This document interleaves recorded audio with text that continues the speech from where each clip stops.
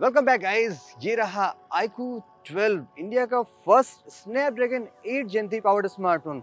बहुत सारे कमाल के फीचर्स इसमें दिए गए और आज हम करने वाले इंडिया की first unboxing and the first impression. काफी ढेर सारे फीचर कंपनी ने ऐड किए हैं, जैसे कि 8 Gen 3 तो है ही ऑफ कोर्स। जो इसमें सेटअप दिया गया है वो वन ऑफ द काइंड है। आपने 50 MP देखा होगा, लेकिन यहाँ पे 50 + 64 + 50 है। कूल लार्जेस्ट VC चैम्बर दिया गया, यानी कि अगर आप गेमिंग करते हैं ना, ये फोन एकदम स्टे कूल रहने वाला है। 144 FPS तक की गेमिंग सपोर्ट करता है। वो सारी बातें तो आपको मैं बताऊंगा, लेकिन एज यू नो हम जस्ट अकेले नहीं निकलते हैं, और भी वीडियोस प्लान करते हैं, यानी कि आपको पता चलने वाला है कि सारी बातें कितनी ट्रूथ है जो कंपनी ने कही है। Stay tune, let's get started. आज हम गाइस कैमरे से स्टार्ट करते हैं, बिकॉज कंपनी ने कैमरे में बहुत सारे नए चेंजेस किए हैं। जैसे मैंने आपको पहले बताया, यहाँ पे ट्रिपल कैमरे का सेटअप है, 50 + 64 + 50 और 64 MP। पता है इतना कमाल का कि आप उसमें 100x जूम कर सकते हैं। Let's do some testing. Alright, welcome back inside guys. बार हमने बहुत सारी टेस्टिंग परफॉर्म कर ली, लेकिन आपको मैं बॉक्स दिखा दूंगा, बिकॉज आपने कहा होगा अनबॉक्सिंग डाला, अनबॉक्सिंग दिखाई नहीं। ये क्या बात हुई? अब ये रहा iQOO 11, ये रहा iQOO 12। बॉक्स आप देखेंगे तो आपको थोड़ा सा बॉक्स पतला दिखाई पड़ेगा। केस बॉक्स से हटा दिया गया है। ओनली थिंग जो ठीक मिल रही है 120 वॉट का एक फास्ट चार्जर है। सुपर फास्ट तो नहीं कह सकते, बिकॉज इससे फास्टर टेक्नोलॉजीज ऑलरेडी अवेलेबल है मार्केट में। अब बाहर जितनी मैंने कैमरे की टेस्टिंग परफॉर्म की, मैं आपको समरी बताता हूँ कि मुझे ये फ़ोन फर्स्ट इंप्रेशन में कैसे लगा। बाकी फुल कंपैरिजन जब आप और फ़ोन साथ देखेंगे तो आपको ज़्यादा समझ में आ जाएगा। तो मैं तीनों कैमरे के बारे में आपको बारी बारी बताता हूँ। मेन कैमरे पे आ जाते हैं। ये 50 MP का मेन कैमरा है। यहाँ से अगर आप जो शॉट्स लेते हैं, अब ये टिपिकल iQOO Vivo और आप मॉडर्न डेज़ को स्टाइल का कह सकते हैं, लाइक इंस्टाग्राम वाले शॉट्स हैं। फ़ोटोज़ पंची आते हैं। अब वैसे ये विंटर सीज़न है, जब मैंने फ़ोटोज़ ली एक दिन पहले बारिश हुई थी, तो ऑलरेडी ये सारी चीज़ें यहाँ पे डस्ट फ्री हैं, तो शायद इसलिए और बेटर आपको यहाँ पे कलर सैचुरेशन ज़्यादा अच्छा नज़र आ रहा होगा। तो कलर्स ठीक हैं, शार्पनेस भी बहुत ही अच्छी है। आउटडोर इंडोर आप कहीं भी शॉट लेते हैं, बढ़िया शॉट आती है। HDR प्रॉपर्ली मेंटेन रहता है। सो इन समरी में आप फोटोज़ को इंस्टेंटली कैप्चर करके जस्ट रेडी टू पोस्ट वाला मान सकते हैं। अब इस प्राइस में ऑफ कोर्स ये चीज़ एक्सपेक्टेड होंगी। लेकिन हाँ, जैसे अगर आप रियर कैमरे शॉट लेते हैं तो इसमें somehow bokeh effect without even portrait mode में काफ़ी ज़्यादा होता है, जो कभी कभी मेन ऑब्जेक्ट्स को स्लाइटली ब्लर कर देता है। ये सारी चीज़ें मैं आपको आईफोन और गैलेक्सी के साथ कंपैरिजन बताऊंगा, समझाऊंगा। सेकेंडरी कैमरे पे आ जाते हैं। यहाँ पे आपको एक टेलीफोटो लेंस दिया गया है 64 MP का। अब देखो सैड पार्ट क्या है कि 64 MP होने के बाद भी आप जस्ट 3 टाइम्स ऑप्टिकल जूम कर सकते हैं। That's it. क्वालिटी की बात कर लेते हैं।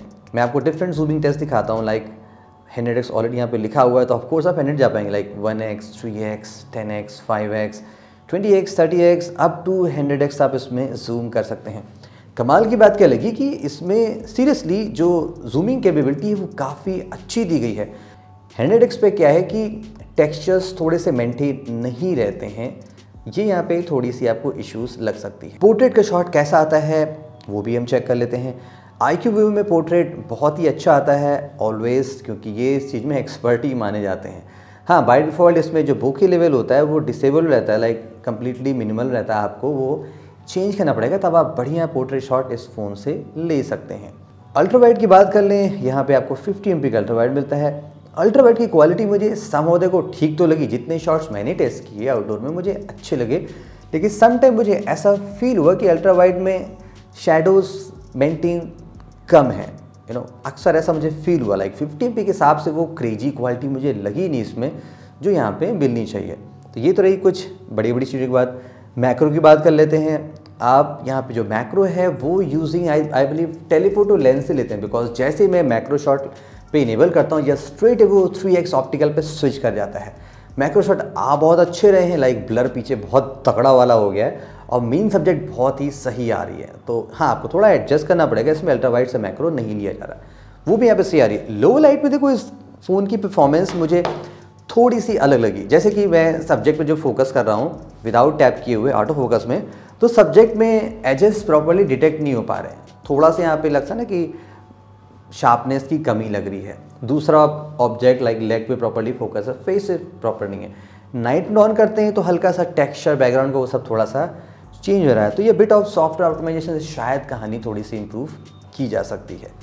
Okay, let's talk about the video guys. अब ये देखो, सबसे पावरफुल चिपसेट वाले फ़ोन है, तो सबसे फ्लैगशिप ग्रेड की जो वीडियो क्वालिटी होगी वो आप एक्सपेक्ट कर सकते हैं। अभी जैसे आप वीडियो देख रहे हो ना 4K 60 में, साथ में मैंने 2 फ़ोन और ले रखा है, iQOO 11 भी है जिसकी टेस्टिंग जारी है, सैमसंग मैंने एक वजह से भी लगा रखा है बिकॉज हमें 8K भी टेस्ट करना है। अब आप लोग हमेशा कहते रहते हो ना कि ह्यूमन सब्जेक्ट दिखा लो, तो फिर मैं आपको बता नहीं पाऊंगा कौन सा फ़ोन कैसा है, वो आपको बताना पड़ेगा। तो अगर आप ये काम कर सकते हो तो फिर मैं ह्यूमन सब्जेक्ट भी लेकर बैठ जाऊँगा। फिलहाल बिल्डिंग में पीछे है। अब देखो 4K 60 है तो ये स्मूथ भी होना चाहिए बिकॉज OIS इन सब में अच्छा होता है। 4K 60 फ्लैगशिप में ही स्मूथ होता है, तो आपको समझ में आ जाएगा कि सैमसंग है जैसे 1,30,000 का फ़ोन है और iQOO 12 जो उसके आधे दाम से भी कम में आपको 55-60 तक मिल जा रहा है, उसकी क्वालिटी कैसी है, तो इससे आप अंदाज़ा लगा सकते हो। फॉर रेफरेंस iQOO 11 भी लगा सकते हैं। ठीक है, अब मैं थोड़ा सा दौड़ता हूँ पीछे की तरफ तो आपको थोड़ा सा OIS का अंदाज़ा लग जाएगा कि कितना बेटर है। तो देखो स्मूथ तो होगा, कोई टेंशन नहीं है। जो वीडियो देख रहे हो ना ये 8K क्वालिटी में है।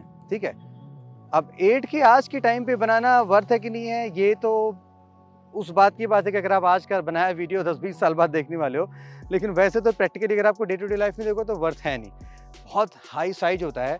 चलो डायनेमिक रेंज वो सब चेक करते हैं। अभी पीछे सूरज आ गया है, अब आप देख लो कि ह्यूमन सब्जेक्ट कितना क्लियर आ रहा है, ट्रांजिशन इफेक्ट इसमें कितना अच्छा है। साथ में मैंने सैमसंग भी लगा रखा है, iQOO 11 भी है, वो सारी टेस्टिंग बाद में आएगी, लेकिन फिलहाल मैं आपको रैंडमली चेंज करके दिखाता रहूँगा। तो जो भी है गाइस, अब मैं नहीं बता रहा हूँ वीडियो में क्वालिटी कैसी है, आपको पिक करना पड़ेगा कि iQOO 12 रियली इतना अच्छा है कि वो सैमसंग X23 अल्ट्रा को भी बीट कर सकता है। आईफोन मैंने इसलिए लगाया बिकॉज इसमें 8K सपोर्ट है नहीं, दैट्स वाई मैंने इसलिए सैमसंग पिक किया। फ्रंट कैमरे की बात करते हैं गाइस, यहाँ पे 16 MP का सेल्फी कैमरा दिया गया है। मैंने वोकल इन्हेंसमेंट भी ऑन कर दिया है, यहाँ पे ये सब फीचर दिए गए हैं, कुछ फ़र्क पड़ता होगा। मतलब तो सैड पार्ट क्या है कि ये महंगा फ़ोन है, iQOO 11 में भी सेम कैमरा सेंसर था, I believe 16 MP। Budget phone में Vivo iQOO आपको 32 MP दे देते हैं, प्रीजी क्वालिटी। इवन Vivo का जो फ़ोन आता है जो V सीरीज़ वाला, आप जानते हो 4K 60 क्या ज़बरदस्त बनता है फ्रंट कैमरे से, लेकिन यहाँ पे जस्ट 1080p है, वो भी 30 FPS का है। जस्ट इन कंपैरिजन अगर मैं बात करूँ जैसे कि सैमसंग X23 अल्ट्रा, ये तो अल्ट्रा है लेकिन यहाँ पे 4K 60 ऐसा नहीं, सैमसंग महंगे फ़ोन में देती है। अगर आप FE पे चले जाओगे जो 30,000 का मिलता है इससे आधे दाम पे, वहाँ पे आपको 4K 60 मिल जाता है। Anyways and just reference iQOO 11 के साथ ही आप देख सकते हो, आगे मैं आपको दिखाता हूँ, लेकिन फिलहाल क्विकली कुछ ऐसी क्वालिटी आपको मिलती है अगर आप फ्रंट कैमरे से वीडियो बनाते हो iQOO 12 से। जस्ट फॉर रेफरेंस अगर मैं iQOO 11 के साथ में दिखाऊँ तो आपको डेफिनेटली iQOO 12 मोर प्रीमियम लगेगा। और इनफैक्ट इस फ़ोन को होल्ड करके चलाने में मुझे नियर अबाउट लाइक एक्सपीरियंस एकदम सुपर फ़ोन वाली आ रही है, जैसे कि 15 Pro Max चला रहे हैं जिसमें एकदम आपको हाई एंड मटेरियल दिखता है। ऑफकोर्स ग्लास बैक पैनल है, स्टील की बॉडी यहाँ पे दी गई है, एंटीना के प्रॉपर कटआउट्स हैं, इससे आप अंदाज़ा लगा सकते हैं। एंड कैमरा बम सीरियसली बहुत ही बिग है, थोड़ा सा ये वियर्ड पोजीशन पे भी है, लाइक प्रॉपर सेंटर पे होता तो शायद और अच्छा लग सकता था। अननेसेसरी का यहाँ पे जो ये बिग स्पेस छोड़ा गया है वो मुझे समझ नहीं आया। लाइक स्टैंडर्ड अगर आप ऐसा राउंड दे देते तो थोड़ा सा बेटर लगता, बट समहाउ ठीक है। कैमरे के अराउंड स्टील में जो डिज़ाइन बनाए गए ना वो थोड़ा सा अच्छा लग रहा है, लाइक बहुत सारी फाइन कट्स बनाए गए हैं, जैसे सिक्के में आपके कॉइन में होता है ना, एकदम एग्जैक्टली वही फीलिंग है। बड़ा सा 50-55 हज़ार का ये कॉइन है, तो वैसी वाली चीज़ है। ऑन दी डाउन साइड्स में हेडफोन जैक पहले भी नहीं था, अभी भी नहीं है। ऑन दी वेलकम्स में यहाँ पे ड्यूअल स्पीकर भी हैं, ऑफ कोर्स ईयरपीस पे भी हैं, लेकिन टॉप में भी एक एडिशनल आउटपुट का यहाँ पे दिया गया है। उसकी क्वालिटी कैसी हुआ अभी आपको मैं बताता हूँ। Of course dual 5G SIM card है, इन डिस्प्ले फिंगरप्रिंट सेंसर है, लेकिन अगेन यहाँ पे थोड़ी सी प्रो फीचर मिसिंग लग रही है। जैसे कि अगर आप फ्लैगशिप फोन्स देखते हैं तो उसमें जो इन डिस्प्ले फिंगरप्रिंट सेंसर होता है वो नियरली, जैसे मैं ऐसे फ़ोन पकड़ूंगा तो यहाँ पे होना चाहिए, बट यहाँ पे क्या है अगेन बॉटम में, तो आपको बॉटम में आके ऐसे स्ट्रेच करना पड़ेगा। All things apart phone seriously बहुत ही अच्छा है दिखने में, होल्ड करने में एकदम आपको एकदम अच्छी फीलिंग देगी कि आपने पैसा सही जगह डाला है। डिस्प्ले इसका बहुत ही हाईलाइटिंग है। स्पेक्स में देखो सारी चीज़ें मैं आपको नहीं बता रहा हूँ, अब HDR की चीज़ें पुरानी ज़माने की चीज़ें हो गई, वो चीज़ें अब टेंशन देने की ज़रूरत नहीं है। ये 1.5 के रेजोल्यूशन का डिस्प्ले है, 1 बिलियन कलर्स मिलते हैं, नॉट दी 65 बिलियन जैसे कि हमने Redmi Note 13 Pro Plus में देखा था। बाय द वे उसकी भी टेस्टिंग जारी है, बहुत सारे कंपैरिजन वीडियोस उसके भी आने वाले हैं। 144 हर्ट्ज़ का रिफ्रेश रेट है। अब वैसे 144 हर्ट्ज़ तो ऑलरेडी आपने 20,000 के Moto Edge 40 Neo में भी देखा है, दिया गया, लेकिन इम्प्लीमेंटेशन अलग होना चाहिए ना, वो बेटर है। रिफ्रेश रेट का इम्प्लीमेंटेशन इस फ़ोन में बहुत ही प्रॉपर दिया गया है। जैसे कि अगर आप इस फ़ोन को स्मार्ट एडाप्टेशन पे रखते हैं, लाइक अप टू 144 हर्ट्ज़ तक का रिफ्रेश रेट, यानी कि एज लो एज 1 हर्ट्ज़ से 144 हर्ट्ज़ जा सकता है। तो जितने भी एप्लीकेशन मैंने टेस्ट किए, लाइक ऑलमोस्ट सारे तो ट्राई नहीं कर सकता, लेकिन हाँ जो 10 15 20 मैंने चलाए, OTT के हो गए, फ़ोटोज़ के हो गए, ट्विटर के हो गए, फेसबुक, इंस्टाग्राम।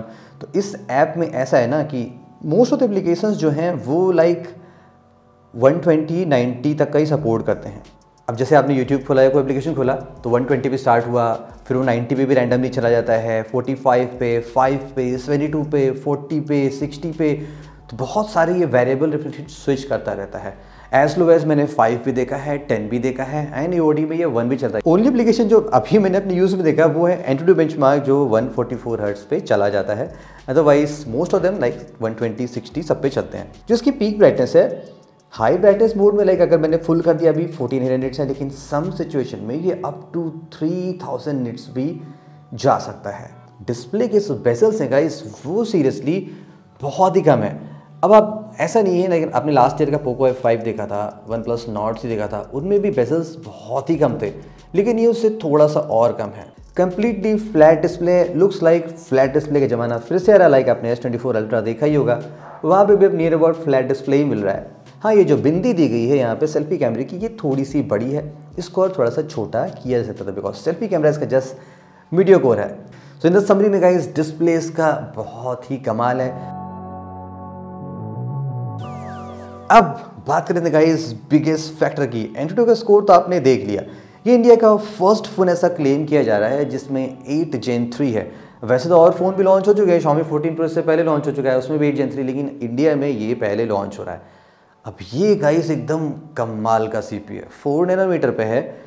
फॉर रेफरेंस आप कुछ बेंचमार्क दे सकते हैं लाइक। अब कैजुअल परफॉर्मेंस की क्या ही बात करने गाइस, वो तो ऑफ कोर्स लैग करना ही नहीं है। आप चाहे जितनी एप्लीकेशन खोलो, मेन टेस्टिंग पे आ जाते हैं गेमिंग की। तो मैंने इस फ़ोन में exclusively half an hour straight away Genshin Impact and half an hour straight way हमने BGMI प्ले किया, जस्ट टू मेक श्योर कि क्या हीटिंग है कि नहीं है, परफॉर्मेंस लैग है कि नहीं है। दोनों ही गेम्स की जो सेटिंग्स थी वो एकदम हाई है जो अवेलेबल है, जैसे कि अल्ट्रा HDR एंड अल्ट्रा में हमने गेम प्ले किया जो अवेलेबल होता है, उसके आगे कभी है नहीं। डिवाइस में जो हीटिंग है वो जस्ट नॉर्मल हमें मिली, उस केस में वो just normal max to max 1 hour game play करने के बाद भी 38, 39, 37 तक मेंटेन है। तो यानी कि अगर आप सीरियसली प्रो गेमिंग परफॉर्मेंस चाहते हैं, प्रो परफॉर्मेंस चाहते हैं फ़ोन में रॉ पावर में, तो ये फास्टेस्ट फ़ोन है आज की डेट का। ये device out of the box Android 14 से लॉन्च हुई है, फन टच OS Android 14 वाला है।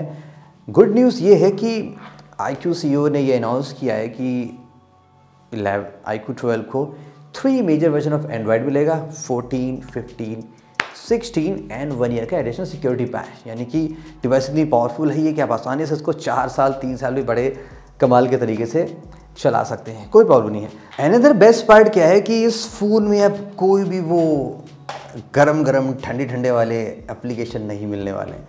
तो सॉफ्टवेयर में कंपनी ने मेजर वर्क किया है, बाकी आपने फन टच OS चलाया तो आपको सारी कहानी तो पता होगी।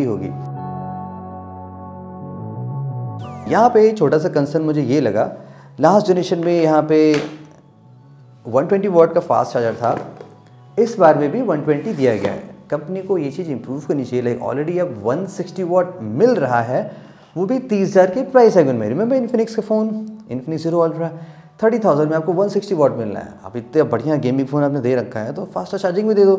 बिकॉज जब मैंने इस फ़ोन का चार्जिंग टेस्ट परफॉर्म किया तो देखो, घर में अलग होता है, कंपनी जो लैब में बताती है वो अलग होता है। हमारे चार्जिंग टेस्ट में ये फ़ोन 11 मिनट चार्ज करने के बाद अराउंड 40-42% पे पहुंचा।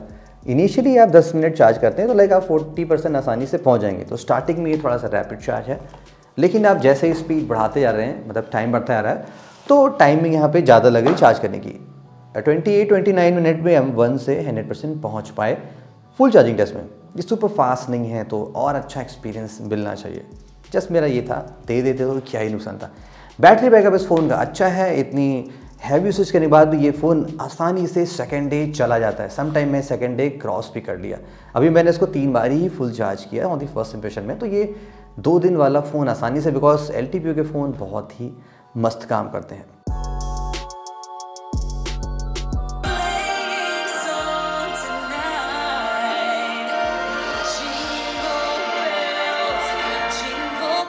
देखो भाई, स्पीकर का ऐसा है ना गाइस इसमें कि स्पीकर इसके लाउड तो बहुत हैं, बराबर आवाज़ आ रही है। आप बॉटम का प्रेस भी कर लो ना तो भी ऊपर से बहुत ही मस्त आवाज़ आ रही है, एकदम तगड़ी वाली आवाज़ आ रही है। जो एक्सपीरियंस है ना वो एकदम प्रीमियम वाला है नहीं। अगर आप लाइक 30,000 का भी कोई फ़ोन चला लेंगे ना तो उसमें जो एक्चुअल आउटपुट है वो इससे बेटर आपको मिल सकता है। बाकी ऑन दी अदर फैक्टर्स में यस, इस फ़ोन में हैप्टिक बहुत अच्छा है, चलाने में बहुत मज़ा आ रही है। वो ऑफ कोर्स इस प्राइस में तो 55-60 हज़ार के फ़ोन में सारी चीज़ें मिलती ही मिलती हैं।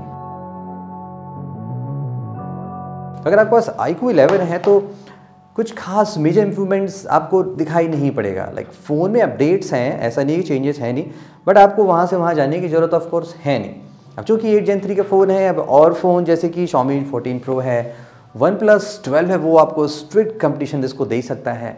सैमसंग का S24 सीरीज जैसे आ जाएगा वो 8 Gen 3 पे आएगा। तो फ़ोन थोड़े से कम है मार्केट में। जब भी 8 Gen वाले आएंगे, 8 Gen 3 वाले, तो वो सारे कंपैरिजन मैं आपको दिखाता रहूँगा। लेकिन अगर इसको समरी में बोला जाए तो इसको आप एक तरीके से कह सकते हैं phone off the year 2024, because कौन से इसमें थोड़े मोड़े हैं जो और इम्प्रूव किए सकते हैं। एंड प्राइस के हिसाब से अगर ये फ़ोन आपको 50-55 तक मिल जा रहा है, it's a great phone. Near proper flagship experience आप इसमें पा रहे हैं। नियर इसलिए बोला क्योंकि जैसे कि लो लाइट में थोड़ी सी कमी रहेगी, सेल्फी उतना अच्छा रह नहीं गया, स्पीकर में थोड़ी कमी रहेगी, वो चीज़ें इसको नियर पहुँचाती हैं, not a true proper flagship.